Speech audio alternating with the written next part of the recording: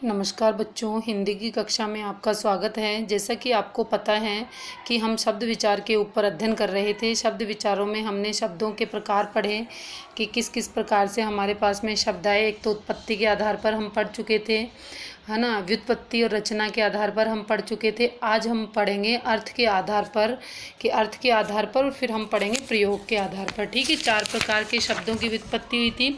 तो अब अर्थ के आधार पर देखिए, अर्थ के आधार पर शब्दों का भेद क्या है। आओ बैठो हम एक साथ चाय वाय पियेंगे। तो इस वाक्य में रेखांकित शब्द का कोई अर्थ नहीं है तथा विशेष शब्द किसी न किसी प्रकार का बोध कराते हैं। अर्थ की दृष्टि से शब्दों के 2 भेद होते हैं। ये देखो, अब आओ बैठो, चाय, चाय का अर्थ तो है चाय, लेकिन वाय का कोई भी अर्थ नहीं है, इसलिए ये क्या हो गया, निरर्थक हो गया, इसका कोई मतलब ही नहीं है। तो अभी अर्थ की दृष्टि से कितने भेद होते हैं, इसके 2 होते हैं, एक तो सार्थक और एक निरर्थक। ठीक है ना। तो अब देखो आगे, सार्थक शब्द वे होते हैं जिनका कोई ना कोई व्याकरण सम्मत, सार्थक शब्द ही व्याकरण सम्मत होते हैं तथा ये भाषा के वैभव और वाक्य रचना में इन्हीं की सत्ता है तथा मौखिक या लिखित भाषा में इन्हीं की महत्ता है। निरर्थक शब्द अर्थहीन शब्द हैं, किंतु कई बार ये निरर्थक शब्द भाषा में प्रवाह लाने के लिए सार्थक शब्दों के साथ में मिल जाते हैं और उसका अर्थ सार्थक कर देते हैं। जैसे आओ बैठो रोटी वोटी खा लो। अब रोटी का तो अर्थ है, लेकिन वोटी का क्या अर्थ है, कोई अर्थ नहीं है, लेकिन ये इसके साथ में मिल गया, है ना। खाकर जाना, ऐसे ही खटर पटर। अब खटर पटर ये क्या मतलब है, इसका कोई अर्थ ही नहीं है, लेकिन ये इनको क्या जोड़ दिया, पूरे वाक्य में इनको जोड़ दिया है। तो ये निरर्थक शब्द होते हैं, इनके कोई अर्थ नहीं है, लेकिन फिर भी ये हमारे बोलचाल की भाषा में काम में आते हैं। अर्थ के आधार पर सार्थक शब्दों को हम 4 वर्गों में बांट सकते हैं।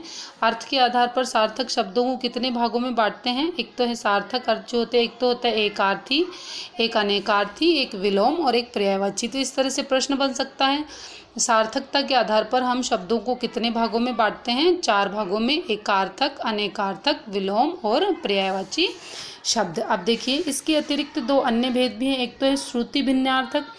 इस प्रकार अर्थ के आधार पर शब्दों को 6 भागों में बांटा गया है। और एक होता है वाक्यांश के लिए शब्द, है ना।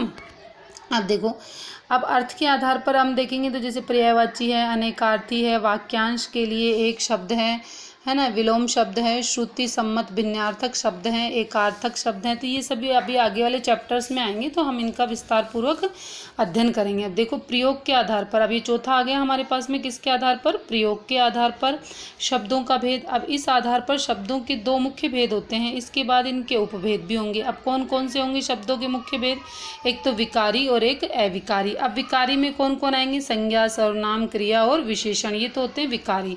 और अविकारी शब्द हैं जो कहीं भी आ जाते हैं, जैसे क्रिया विशेषण, संबंध बोधक, समुच्चय बोधक और विस्मय बोधक। अब ये सब चीज़ें अभी हम अध्ययन करेंगे विस्तार से, जो हमारे नेक्स्ट चैप्टर में आएगा। अब देखो, विकारी शब्द क्या होते हैं। विकारी का अर्थ होता है परिवर्तन। जो शब्द लिंग, वचन, काल, कारक, काल आदि के प्रभाव से बदल जाते हैं, वे तो विकारी शब्द होते हैं। ठीक है ना। ये 4 प्रकार के होते हैं, एक तो संज्ञा, सर्वनाम, क्रिया और विशेषण। अविकारी शब्द, जो शब्द लिंग, वचन, काल आदि से जिन पर कोई प्रभाव नहीं पड़ता है, वे अविकारी शब्द कहलाते हैं तथा ये शब्द किसी भी प्रकार की स्थिति में हो, इसमें कोई परिवर्तन नहीं होता है तथा ये 4 प्रकार के होते हैं, एक तो क्रिया विशेषण, संबंध बोधक, समुच्चय बोधक तथा विस्मय बोधक। ये 4 प्रकार के होते हैं। एक बार हम इसका दोहरान कर लेते हैं। वर्णों के सार्थक समूह को शब्द कहते हैं। वाक्यों में प्रयोग होने पर शब्द पद कहलाते हैं।